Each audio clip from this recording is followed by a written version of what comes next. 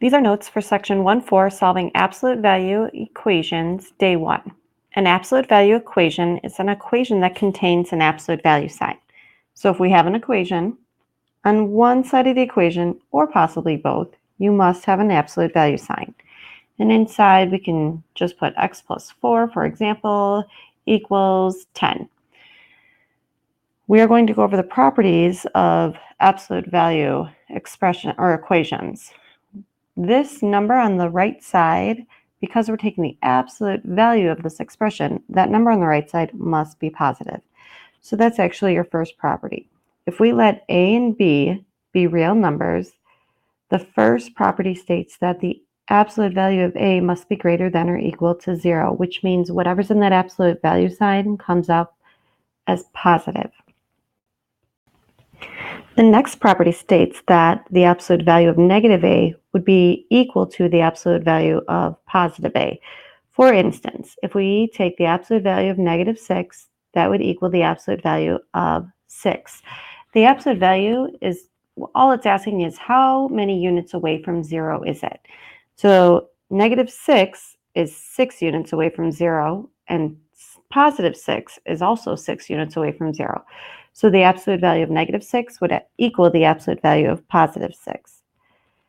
The next property states that the absolute value of a times b is equal to the absolute value of a by itself times the absolute value of b by itself. Okay, for instance, let's say absolute value of negative 2 times 4.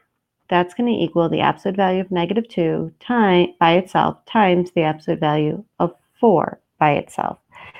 So the absolute value of negative 2 times 4, well, negative 2 times 4 would equal negative 8.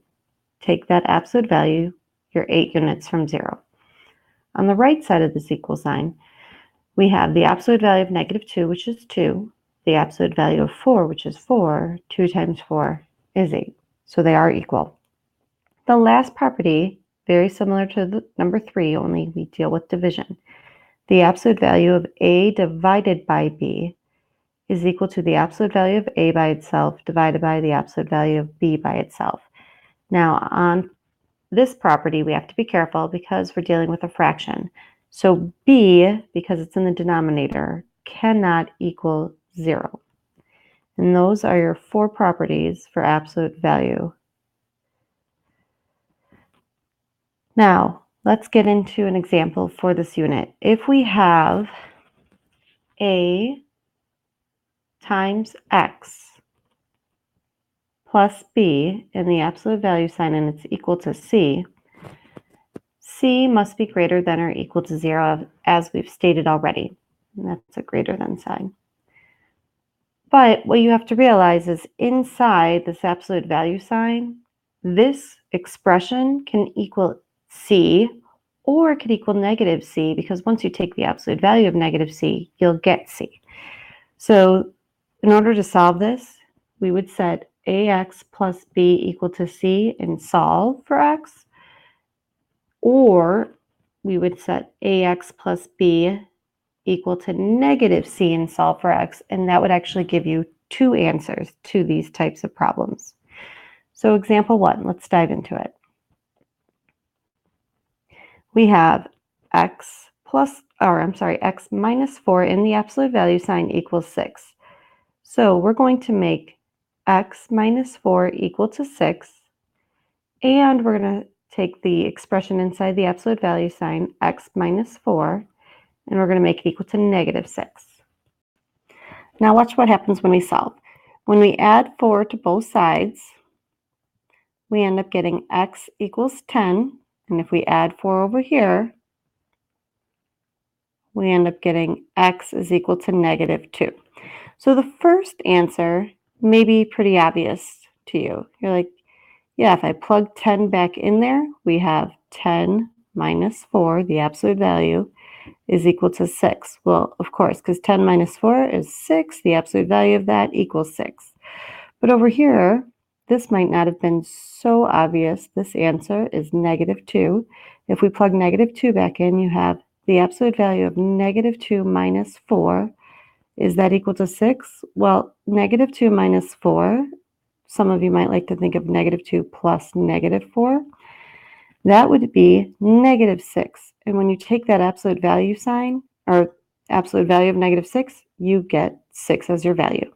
So that's why it works to set it up to the positive number as well as the negative value. 1b, we have 3x plus 1 in the absolute value sign. So we're going to take that and make that equal to -5. We're also going to take 3x plus 1 and make it equal to the opposite sign, +5. So now it's just a multi-step equation. Let's solve. We're going to subtract 1 from both sides. We get 3x is equal to -6. Divide by the 3.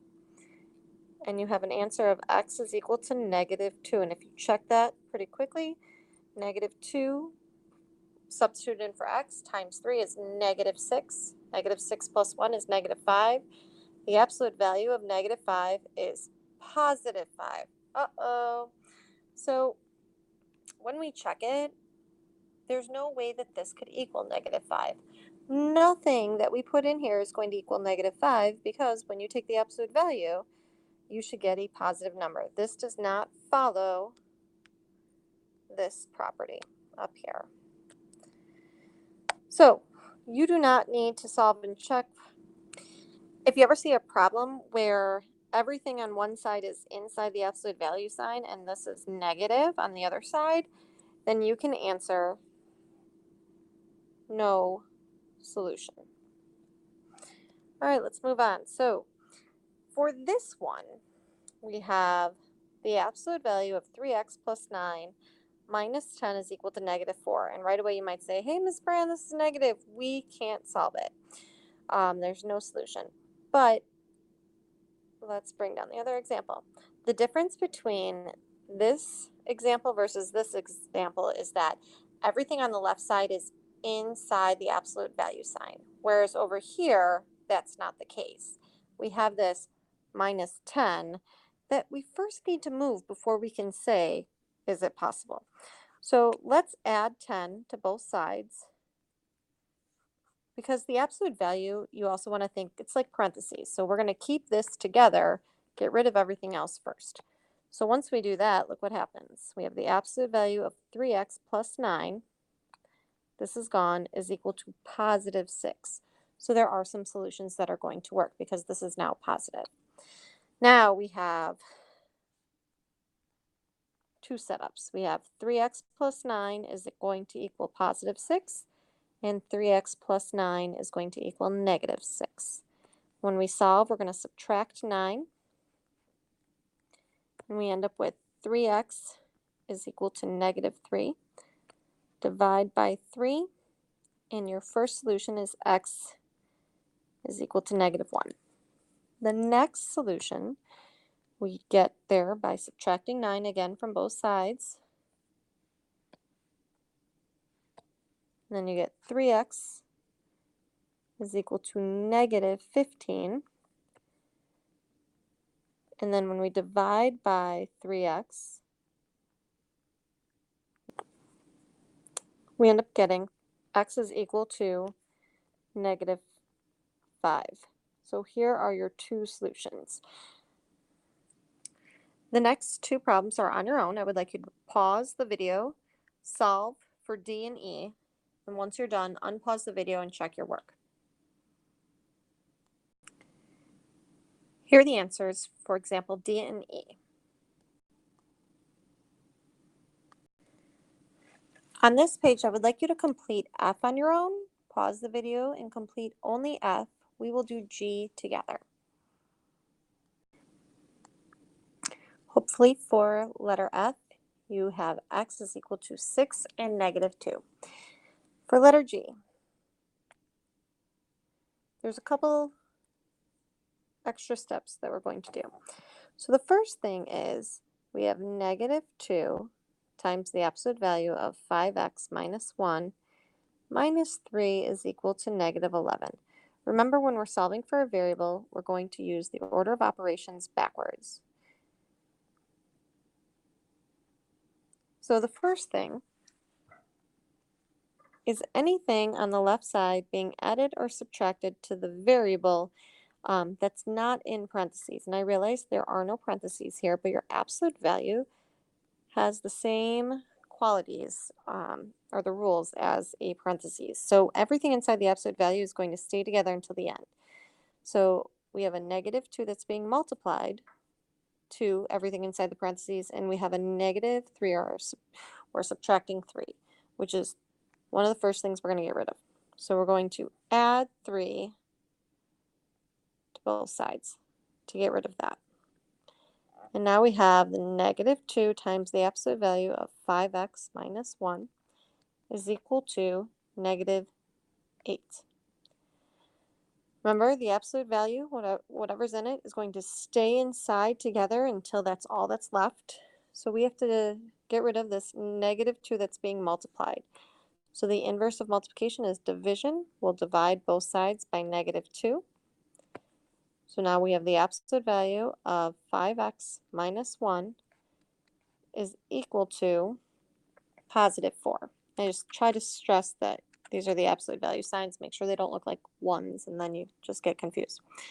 Now, the only thing that's left on the left side of the equation is inside an absolute value. So at this point, we're going to write our two equations. 5x minus 1 is equal to 4, and 5x minus 1 is equal to negative 4. So when we solve, we're going to add 1 to both sides. Then we have 5x is equal to 5. We'll divide by 5, and our first answer is that x is equal to 1.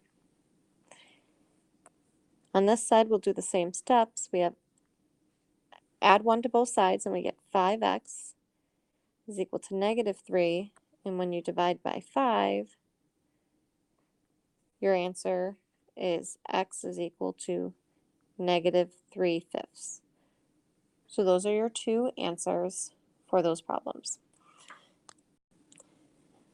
All right, these word problems are a little bit different. I'm going to teach you how to do example 3, and then the on your own is very similar. So it says, in a cheerleading competition, the minimum length of a routine is 4 minutes. The maximum length of a routine is 5 minutes.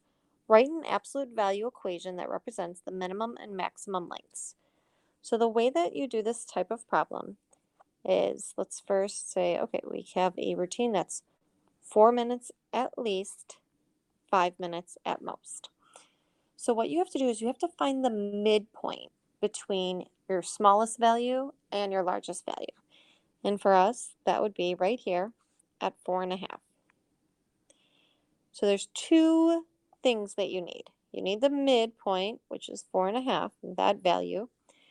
Then the second thing you need is, I need the distance between my minimum point and the midpoint. The maximum point and the midpoint, that distance, these two will be the same. So between 4 and 4.5, the distance is half. Same thing on this side. The distance is half. Okay, so we're going to use these two numbers, the 4.5 and the half.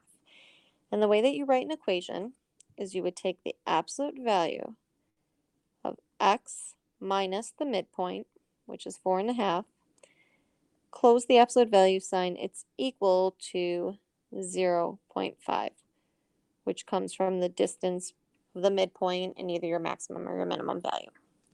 So now if I solve this,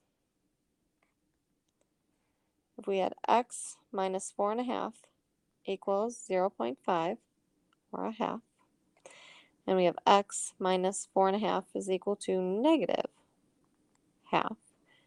When we solve for x, we're going to add 4.5 to both sides. And our first answer is that x is equal to 5. Well, that's the longest that our routine can be. And over here, when we add 4.5, we get x is equal to negative a half plus 4.5 is equal to 4. And that's the minimum amount that our routine can be. So this is the equation that you need to write. Pause the video, do the on your own word problem, unpause it, and check your answer.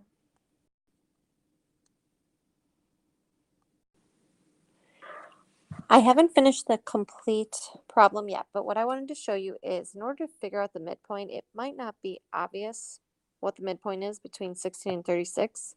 So first I found the difference. The difference between these two numbers is 20. And then I have to take that difference and divide it by 2, which I get 10. And that means that there's 10 units till the midpoint on that side and 10 units to the midpoint on this side. So if I know this is 10 and this is 10, well, 16 plus 10 will give me a midpoint of 26. If I did 36 minus 10, I get a midpoint of 26. Now, since I know my midpoint, the equation would be x minus 26, and the absolute value sign is equal to 10. This concludes your notes for section 1-4.